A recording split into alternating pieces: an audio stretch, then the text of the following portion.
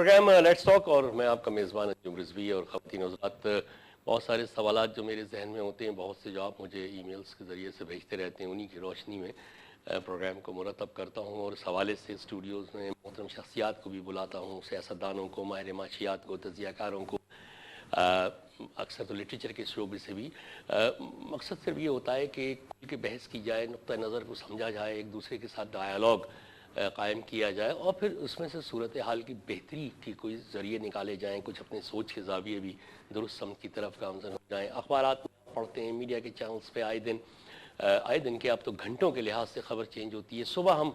اپنا جب دوپہر میں پروگرام کا فارمیٹ بنا رہے ہوتے ہیں وہ کچھ اور ہوتا ہے، شام ہوتے ہوتے کوئی اگر بہت امپورٹنٹ خبر ایسی آ جاتی ہے کہ پورا فارمیٹ چینج کرنا پڑتا ہے۔ تو یہ جو صورتحال ہے اس نے ہر ایک پاکستانی کو انگیج کیا ہوا ہے، ذہنی طور پہ بھی کنفیوز بھی کیا ہوا ہے، اور ایک عام پاکستانی جو ہے وہ سارا دھیان اس کا اسلام آباد میں، سپریم کورٹ میں، حکومت، اعتزاز احسن جواب کیا آئے گا، ISI کا کیا رول ہے، اسی میں الجھ کے رہ گیا ہے۔ اب پوچھنا میں یہی چاہ رہا ہوں اپنے ان معزز مہمانوں سے جن کو میں بلاتا ہوں کہ عام آدمی کا اس سے کیا تعلق ہے۔ میں تعارف کراتا ہوں آپ کا، میرے ساتھ موجود ہیں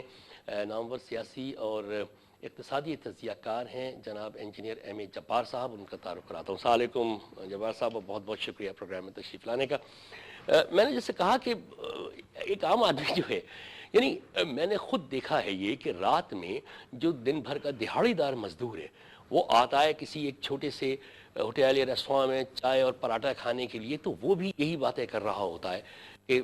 سینٹ کا الیکشن کیا ہوگا، سپریم کورٹ کیا حکومت کو گرا دے گی، کیا حکومت سروائیو کر جائے گی، کیا ISI جو ہے سارے سسٹم کو کولیپس کر دے گی، کیا فوج پھر آ رہی ہے۔ اسے یہ فکر نہیں ہوتی کہ صبح اس کی دہاڑی کیسے آئے گی، یا بجلی کہاں سے آئے گی، بتی کہاں سے آئے گی۔ مطلب کیا کنفیوژن ہے یہ؟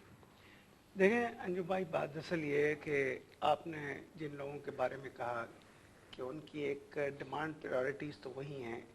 جو حکومت کی سپلائی سائڈ ہو۔ مطلب اس آدمی کی ڈیمانڈ پریورٹیز تو یہ ہیں کہ جیسے آپ نے کہا کہ دوسرے دن اس کی دہاڑی کا کیا ہوگا، اس کے بچوں کا مستقبل جو ہے وہ کس طریقے سے سپلائی سائڈ مینس پولیٹیشنز جو ان رول ہیں یا جو رول کریں گے وہ اس کو دیں گے، یا اس کی ہیلتھ ہائیجین جو ہے اس کو سوشو اکنامک ویلیوز میں اگر دیکھا جائے تو اس کی بہتری کیسے ہوگی، یا تھوڑی دیر کے لیے ہم اگر لا اینڈ آرڈر جس کی تسکین کے ذریعے ہی وہ معاشرے میں جو ہے ایک عزت کی روٹی بھی کما سکتا ہے اور نہ فقط خود محفوظ رہ سکتا ہے بلکہ ان لوگوں کو محفوظ رکھنے کی ضمانت بھی ہو جاتی ہے جن کے ذریعے امپلائمنٹ جنریٹ ہوتی ہے۔ تھوڑی دیر کے ہمیں کیپٹلسٹ اکنامی کی بات کر رہے ہیں، مگر آپ نے جن چیزوں کی بات کی واقعی اس وقت پاکستان میں واٹ نیکسٹ جو ہے اس کے اوپر میں نے دیکھا ہے کہ ہر جگہ وہی باتیں ہو آپ رہی ہیں۔ کہیں پہ بھی جائیں، یعنی اینی ایونٹ اینی وینیو، وہ وینیو یا ایونٹ جس مقاصد کے لیے بلایا جاتا ہے، تھوڑی دیر کے ہم نے کہیں کہ کوئی ایک سیمینار کسی پیراڈائم کے حوالے سے کوئی تبدیلی کی نشاندہی کرنا چاہتا ہے، وہاں پہ بھی آپ دیکھیں گے لوگ شادی بیاہ میں جو موضوعات ہیں وہ یہی سیاسی ہو گئے۔ کیا یہ اتنا زیادہ، مطلب کیا یہ، میں کیوں کہنا چاہ رہا ہوں کہ یہ چیزیں جو ہیں یہ لوگوں کو کنفیوز کر رہی ہیں، کیا اتنا زیادہ ڈوز دینا چاہیے لوگوں کو کہ وہ اپنے آج کی مشکلات کو بھول گئے؟ دیکھیں، میرے اپنے خیال میں کہ پاکستان میں جو کچھ ہو رہا ہے، شاید میرا خیال ہے کہ واضح طور پہ ہمیں اس چیز کو تسلیم کر لینا چاہیے، غلط ہو رہا ہے۔ اگر تھوڑی دیر کے لیے ہم ایکسٹرنیلٹیز کی بات کریں تو ہماری کمزوریاں جو ہے ساری دنیا میں جو ہے جو پرسیپشن سے زیادہ جو ہے ایک قسم کی آنرشپ میں چینج ہوتی جا رہی ہیں۔ اگر تھوڑی دیر کے لیے ہم یہ کہیں کہ ایک لفظ پاکستان اور پاکستانی ہونا اور اس کی انٹروڈکشن باہر کے ملکوں میں اب جو ہے کرنے میں کسی کو میرے اپنے خیال میں کوئی پرائڈ تو محسوس نہیں ہوتی ہے، بلکہ تھوڑی سی ہچکچاہٹ ہونے لگی ہے۔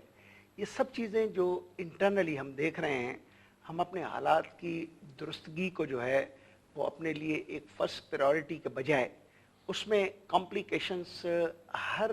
سیکٹ جو ہے کنٹریبیوٹ کر رہا ہے۔ تھوڑی دیر کے لیے ہم یہ نہیں کہہ سکتے کہ جوڈیشری اس سے آئسولیٹڈ ہے۔ یس،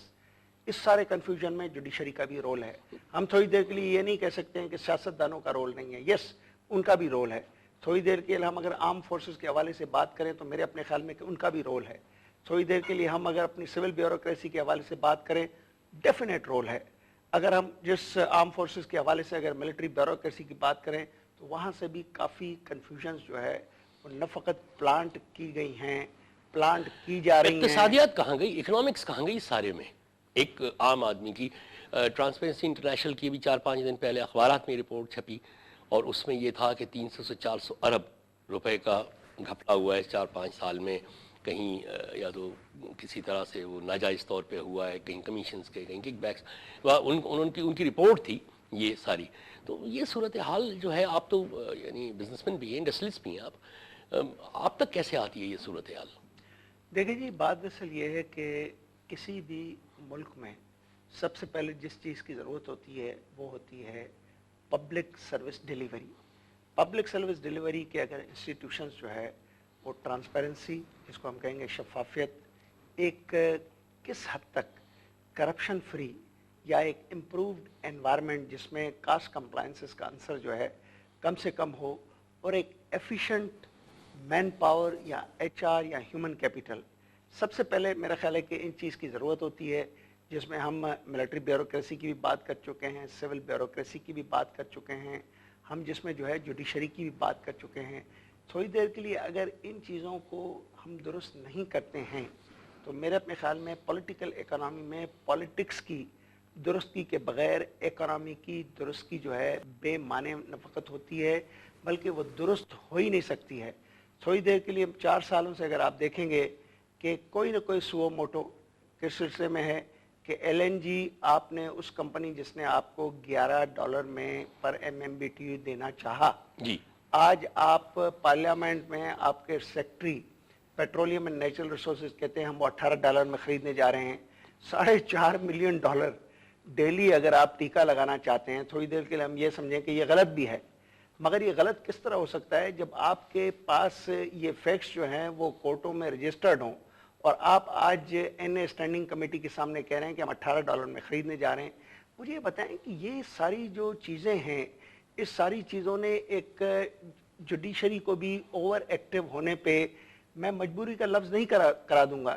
بجائے اس کے کہ وہ پرائمری مقاصد کہ انصاف کی فراوانی، انصاف کو یقینی بنانا، عام آدمی تک، اور عام آدمی تک، اور چھوٹے کورٹس عام تک. آدمی جو لا اینڈ آرڈر کے بری صورتحال سے متاثر ہوتا ہے، اس کو سستا انصاف مہیا کرنا. مجھے بتائیں کہ کیا کوئی آدمی جوڈیشری سے مطمئن ہے؟ ہرگز نہیں. جوڈیشری سے وہ آدمی مطمئن ہے جس کے پاس اگر $4 ہیں، وہ اچھا وکیل کر سکتا ہے، جس کی ججوں کے سامنے یہ ضمانت ہے کہ اس نے ججوں کو ریسٹور کرانے میں کوئی اس نے کردار ادا کیا ہوگا، یا اس کی یہ ضمانت ہے کہ اس کا بھاری بھرکم وزن اور اس کے پیچھے وہ لوگ ہیں جو مل کر ایجیٹیشن کر سکتے ہیں. اب تو وکلا بھی جو ہے وہ میرا خیال ہے اسی طرح ایجیٹیٹ کرتے ہوئے نظر آ رہے ہیں جیسے آپ کو سروس سینٹر میں آج کل پیرامیڈیکل اسٹاف کرتے ہوئے نظر آ رہا ہے. ہاں، وہ پچھلے دنوں ایک ٹرمینالوجی مشہور ہوئی تھی نا، وکلا گردی، جی جس میں وہ لاہور میں کورٹ میں وکلا نے دیکھیں نا، مار پٹائی اس بھی ساری کی تھی. چیزوں کو اگر ہم مجموعی طور پہ سامنے رکھیں، جو پہلے آپ نے بات کی کہ ٹرانسپیرنسی انٹرنیشنل، آخر ٹرانسپیرنسی انٹرنیشنل کو موقع کیوں دیا جاتا ہے؟ تھوڑی دیر کے ہم یہ کہیں کہ وہ کچھ ضرورت سے زیادہ بھی اگر کچھ کہتے ہیں تو ڈیفینس کا حق تو ہر وقت موجود ہے. ہاں، میرا مطلب حکومت ہے کے کہ پاس کوئی آپ پر اگر کچھ کہتا بھی ہے تو آپ کے پاس بھی تو کاؤنٹر فگرز ہونے چاہیے نا، اس کو غلط ثابت کرنے کے لیے. یہ تو وہ آرگنائزیشنز ہیں جو انٹرنیشنل ہیں، دنیا کے ہر ملک میں آپریٹ کر رہی ہیں اور والنٹیئرلی یہ ساری فیکٹس اینڈ فگرز دیتی ہیں. ظاہر ایزرٹ تو نہیں کر سکتی نا ان کی کوئی لیجسلیو، لیکن پھر بھی مطلب ہمیں پتہ تو چلتا رہتا ہے نا کہ what is the other side of the story. یہ بتائیے کہ الیکشن جب بھی کال ہوتے ہیں پیپلز پارٹی کے پاس کچھ ہے عوام کے پاس جانے کے لیے؟ دیکھیں جی، اس 4-5 سال میں جو ان کی پرفارمنس ہے اس وقت جو ہے پیپلز پارٹی کی زیادہ جو ایمفیسس ہے، آخری ایمفیسس تو یہی ہے کہ ایک ریزولوشن آ جائے پارلیمنٹ میں، وہ ریزولوشن یہ کہیں کہ ہم جمہوریت کے چیمپئن بھی ہیں، ہم جمہوری عمل کے ذریعے جو ہے اس کو نہ فقط اس کا حصہ رہنا چاہتے ہیں بلکہ اس کو فروغ دینا چاہتے ہیں. اب تھوڑی دیر کے لیے ہم دوسری طرف دیکھیں کہ آیا حکومت کے وہ پرنسپل آبجیکٹیوز جو پیپل اینڈ پاور کو انجام دینے چاہیے تھے، کیا اس لیول پہ یہ حکومت کوئی پبلک سروس ڈیلیوری کے سلسلے میں کوئی اچھے میرا خیال ہے کہ کلیمز کر سکتی ہے؟ اس کو اگر ہم اینالائز کریں تو میرے اپنے خیال میں وہاں پہ پرفارمنس اچھی نہیں نظر آتی. وہاں پہ اب یہ بتائیے ایز اے پولیٹیکل اینالسٹ بھی، اب اگر یہ الیکشن میں جاتے ہیں تو ان کے پاس مطلب اچیومنٹ کے لیے کیا ہے؟ عوام سے مطلب ووٹ میں کس اس پہ ووٹ دوں؟ میں بھی ایک ووٹر ہوں نا، تو مطلب کس دلیل پہ میں ان کو ووٹ دوں؟ میں تو ان کی 50 سال کی پرفارمنس دیکھ رہا ہوں، میں تو یہ دیکھ رہا ہوں کہ بجلی اتنی مہنگی ہو گئی، میں تو یہ دیکھ رہا ہوں کہ آٹا اتنا مہنگا ہو گیا، میں تو دیکھ رہا ہوں کہ مہنگائی اتنی ہو گئی کہ عام آدمی بچوں کو نہیں پڑھا سک رہے، 2 اسکوائر میلز نہیں اپنے برابر سے کر سک رہے ہیں، پیٹرول کی پرائسز آپ دیکھیے کرمنلی بڑھ گئی ہیں، یعنی کرمنلی میں اس لیے کہہ رہا ہوں کہ اس 4 سال میں عالمی طور پہ 15% بڑھی ہیں، لیکن اس 4 سال میں پاکستان میں 51% بڑھی ہیں، کوئی داد رسی نہیں ہے، اسمبلیز خاموش ہیں، پارلیمنٹ خاموش ہے، اپوزیشن خاموش ہے، ایک میڈیا جب کچھ کہتا ہے تو کہتے ہیں یہ سیاسی اداکار ہے۔ دیکھیے جی، میرا خیال ہے کہ ایک حاشیہ ڈالیں کہ کیا ہونا چاہیے اور کیا ہو نہیں رہا ہے،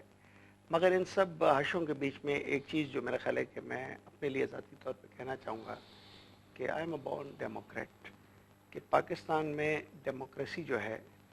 وہ رہنی چاہیے، چلنی چاہیے، انٹرونشنسٹ کوئی پانچواں اب نہیں آنا چاہیے۔ اٹ واز انف کہ ایوب خان نے سپریشن کے سیڈ بوئے، یحییٰ خان نے اس کی تکمیل کی۔ اٹ از انف کہ جو بھی ضیاء الحق کے زمانے میں ہوا آپ کے سامنے ہے کہ ہم نے جو ہے کسی قسم کے ریفارمز کے بجائے اس اسٹیٹ کو ڈرگ اسٹیٹ اور آرمز اسٹیٹ بنایا، اور اس کے علاوہ جس کو کہنا چاہیے ایک وے فارورڈ میں جو ہم کہیں گے کہ دنیا کے ساتھ ہمیں دنیا کے تقاضاؤں، قانون سازی اور دنیا کے اکنامکس اور دوسری چیزوں کو ماڈرن میں نہیں کہوں گا بلکہ ایک ضروریات کہوں گا، اس میں ویو ہونے کے بجائے ہم بالکل ایک دوسرے دھارے میں گئے۔ پرویز مشرف کی اگر آپ بات کریں، انیدر ایڈونچرسٹ، اس نے ہمیں کیا دیا سوائے اس کے کہ آج کی جو بھی تکالیف ہیں پاکستان کی، میں کہوں گا ان 3 انٹرونشنسٹ اور ڈکٹیٹرز کے جو بھی تکالیف اس ملک کو ملی ہیں اس سے برابر جو ہے اس چوتھے کی ہیں جو بھی کر گیا۔ اب تھوڑی دیر کے لیے ہم واپس آتے ہیں آپ کے سوال کی طرف۔ جمہوری جو ہے پچھلے 4 سال سے بلوچستان کے لیے وہ کتنا سیریس ہوئی یہ بتا دیجیے۔ دیکھیں آپ دیکھیں آغاز حقوق بلوچستان اور یہ وہ تو شروع کیا ہے، آج بلوچستان کی کیا حالت ہے جبار صاحب؟ آج وہاں کے کئی علاقوں میں جو اطلاعات آ رہی ہیں وہ یہ ہیں کہ اسکولز میں پاکستان کا قومی ترانہ نہیں پڑھا جا رہا، جھنڈا نہیں لگ رہا پاکستان کا قومی۔ ہم کیا کر رہے ہیں؟ وہاں سے ہمیں پرستار طور پہ لوگ اٹھانے کی خبریں بھی ملتی ہیں، ان کی میوٹیلیٹڈ باڈیز بھی مل رہی ہیں۔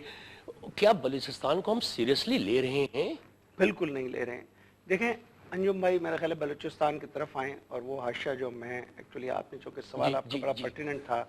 کہ یہ کس منہ سے لوگوں کے پاس جائیں، یا کسی نے اگر پرفارم نہیں کیا ہے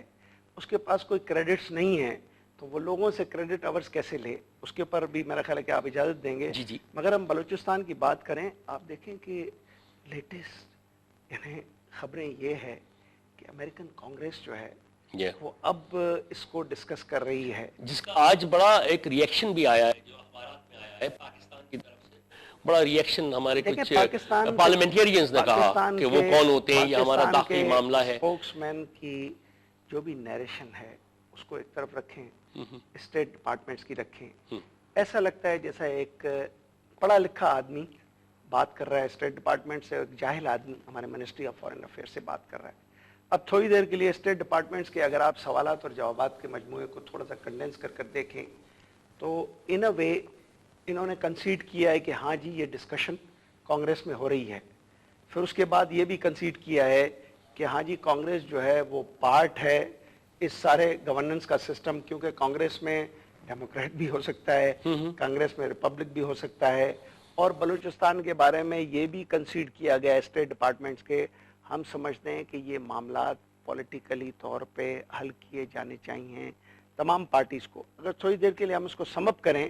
تو یہ وہ بات آ جاتی ہے جو ایسٹ تیمور مجھے یاد ہے اس سلسلے میں بالکل اسی طریقے سے کانگریس میں ڈسکشنز ہوئی تھی، اسی طریقے سے اسٹیٹ ڈپارٹمنٹس کے چھوٹے چھوٹے ریئیکشنز آئے تھے، اس ریئیکشن میں جب شدت بڑھتی رہی تو پھر آخر انہی لوگوں نے مجبور کیا انڈونیشیا کو کہ وہ ایسٹ تیمور میں ریفرینڈم کرائیں، اور دے انشورڈ کے ریفرینڈم جو ہے وہ ان کے خیالات کی جو انعکاسی کرے، اور آپ کے سامنے یہ تاریخ ہے، ہمیں اس تاریخ سے ضرور سبق لینا چاہیے۔ ہمارے جو تھنک ٹینکس ہیں، ہمارے جو منسٹری میں لوگ ہیں، ہمارے جو سروسز میں لوگ ہیں، کیا ان کا دھیان نہیں جا رہا